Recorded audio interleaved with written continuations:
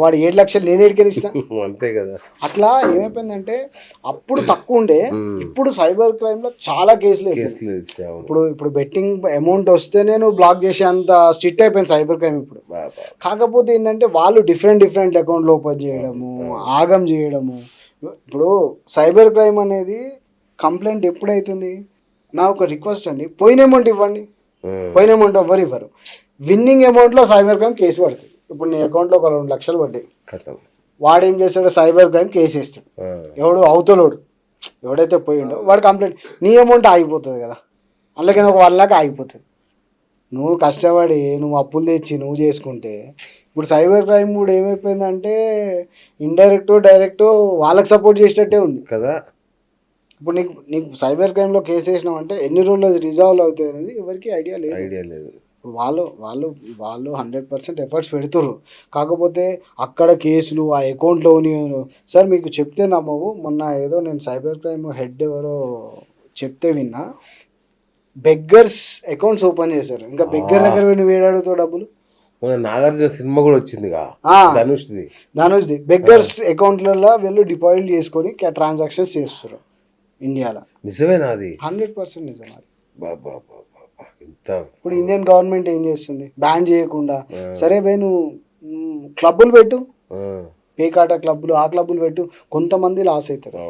ఈ ఆన్లైన్ యాప్ల వల్ల దునియా అంతా లాస్ అవుతుంది, అది ఇవ్వడానికి అర్థం కావట్లేదు. వాడు ఒకడు నీకు చెప్తాను, నా బెస్ట్ ఎగ్జాంపుల్ రీసెంట్గా ఒకటి విన్నా నేను. వాడు ఫ్లాట్ కొనుక్కుందామని 35 లక్షలు అకౌంట్లో పెట్టుకుండు. గత 5-6 ఇయర్స్ నుంచి వాడు డిపాజిట్ చేసుకుంటా ఎఫ్డీలు చేసుకుంటూ వచ్చిండు. వాడికి ఎవడు అలవాటు చేసిండో తెలియదు, బెట్టింగ్ యాప్ అలవాటు చేసిండు. లిటరలీగా అండి, వాడు 35 లక్షలు 6 monthsలో పోగొట్టిండు. ఒక 5 years కష్టం అంది, 5 years వాడు కష్టపడి డిపాజిట్ చేసుకొని వచ్చి చేసుకుంటే ఒక 6 monthsలో వాడి 35 లక్షలు వెళ్ళిపోయినాయి. సూసైడ్ చేసుకొని చచ్చిపోయాడు. ఏం చేస్తాడు వాడు? మీరు ఎట్లా బయటపడ్డారు అన్న ఈ ఊబిలోంచి? నాకు ఊబిలో ఉండే, నా బ్రదర్ చనిపోయినాక నాకు ఒకటి ఇంకా మైండ్ రిఫ్రెష్ చేసుకొని, మా ఫ్రెండ్ గౌడ్ సాబ్ అని చెప్పిన కదా, తన చెప్పడం వల్ల అట్లా కొంచెం వద్దు, ఇంకా ఈ బెట్టింగ్ యాప్స్ వల్ల మనం వెళ్ళామంటే జీరోలో వెళ్తాం తప్పితే కానీ హీరోలు అయితే కావు. బెట్టింగ్ యాప్స్లో జీరో తప్ప హీరోలు ఉండరు. సూపర్. హీరోలు జీరోలే ఉంటారు, హీరోలు ఉండరు. కాకపోతే హీరోలు ఆ జీరోల కోసం ప్రమోషన్ చేస్తారు. వాళ్ళకు ఉండాలండి బుద్ధి, జ్ఞానము, సిగ్గు, లజ్జ. వాడు తినేది అన్నమా లేకపోతే ఏమంటారు ఆ చచ్చిపోయిన వాళ్ళ శవాల మీద పేరాలు ఏరుకుంటారు ఆ హీరోలు. ఎవడండి ఎవడు చెప్పిండు ప్రమోట్ చేయమని? ఒక రియల్ ఎస్టేట్ యాడ్ కోసం ప్రమోట్ చేయి, ఒక రియల్ ఎస్టేట్ లేకపోతే ప్రమోట్ చేయి, లేకపోతే ఒక షాప్ ఓపెనింగ్కి ప్రమోట్ చేయి, ఓకే, ఒక దానికోసం ప్రమోట్ చేయి. ఎవడండి ఈ బెట్టింగ్ యాప్ల కోసం ప్రమోట్ చేస్తే ఇంకోటి వీళ్ళకి డబ్బులు ఇచ్చినని పట్టుకోవాలి ఫస్ట్. ఇప్పుడు వీళ్ళు గవర్నమెంట్ ఉంది కదా, మొన్న కేసులు వేసి ఒక 6 months back 1 year back, they are all strictly government, Telangana government చాలా హార్డ్ వర్క్ చేసింది. వీళ్ళు మళ్ళీ తర్వాత అదే ఇన్స్టాలో యాడ్స్ వస్తున్నాయి, అదే చేస్తారు. అవునన్నా, తెలంగాణలో బ్యాన్ అంటున్నారు, ఎట్లా ఓపెన్ అవుతున్నాయి? ఇక్కడ ఓపెన్ కాకూడదు కదా. అవి ఇండియన్ యాప్స్ కదా, తెలంగాణ యాప్ కి సంబంధం లేదు కదా. త్రూ అవుట్ వరల్డ్ ఉన్నాయి అవి. అంటే రీజియన్ లో ఓపెన్ కాకూడదు కదా, అట్లా ఉండదా?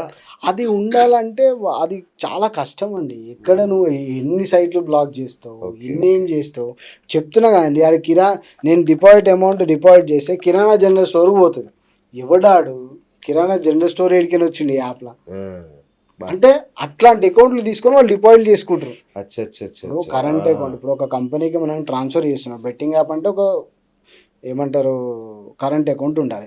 ఆ కరెంట్ అకౌంట్ వాడు 100 చేంజ్ చేస్తుండు.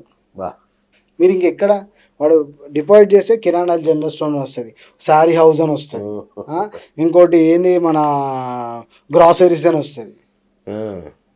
అరే ఎవర్లా మీరంతా ఏడికని పుట్టిర్రా? ఆపోని అకౌంట్ ఇవ్వండి రా, వాన్ అకౌంట్కి ట్రాన్స్ఫర్ చేస్తాం. నేను అదే అంటున్నా సార్, మీరు 100% యూపీఐ ట్రాన్సాక్షన్ బంద్ చేస్తే మీకు జీరో. రైట్. పేరెంట్స్కి ఏం చెప్తారన్న ఇప్పుడు బెట్టింగ్ ఆట వైపు వెళ్ళకుండా పిల్లల్ని ఎట్లా కంట్రోల్ చేయాలి? కంట్రోల్ అంటే అండి మీరు మానిటర్ చేయాలి. పిల్లల్ని మానిటర్ చేయాలి. పిల్లల్ని అట్లీస్ట్ ఒక మీకు డే కాకపోయినా 1 వీక్ ఒకసారి, 10 డేస్కి ఒకసారి, లేదంటే మంత్కి వన్స్ అన్నా వాళ్ళు ఏం చేస్తారు. ఇప్పుడు మీరు ఒకటండి, మీరు మానిటర్ అంటే ఏం లేదు, ఫైనాన్షియల్ మానిటర్ చేయాలి. కరెక్ట్. ఫైనాన్షియల్ మానిటర్ అంటే నా కొడుకు, నా కూతురు, లేకపోతే నా వైఫ్, నా హస్బెండ్, ఓకే, సొసైటీలో ఉన్న వాళ్ళంతా వీడు డబ్బులు ఏం చేస్తాడు. నేను పాకెట్ మనీ ఇచ్చిన, ఇప్పుడు స్టూడెంట్స్ కూడా చాలామంది ఎడిక్ట్ అయిపోయారు. అర్థమే అవుతలేదు వాళ్ళు ఎక్కడి నుంచి డబ్బులు వస్తున్నాయి. వాళ్ళు ఒక 5,000 10,000 పాకెట్ మనీ ఇస్తే వాడు రమ్మీ యాప్లో వేస్తాడు, లేకపోతే ఈ బెట్టింగ్ యాప్లో వేస్తాడు. అది కంట్రోల్ చేయాలి. ఇప్పుడు నువ్వు ఒక 10,000 ఇచ్చినావు మీ అబ్బాయికి, 10,000 అడుగు ఒక 2 డేస్ తర్వాత 3 డేస్ తర్వాత ఏం చేసినావు ఈ 10,000 అంటే వానికి ఒక ఇండైరెక్ట్గా వానికి ఒక రెస్పాన్సిబిలిటీ వస్తుంది. 100% రెస్పాన్సిబిలిటీ ఎందుకు వస్తుంది?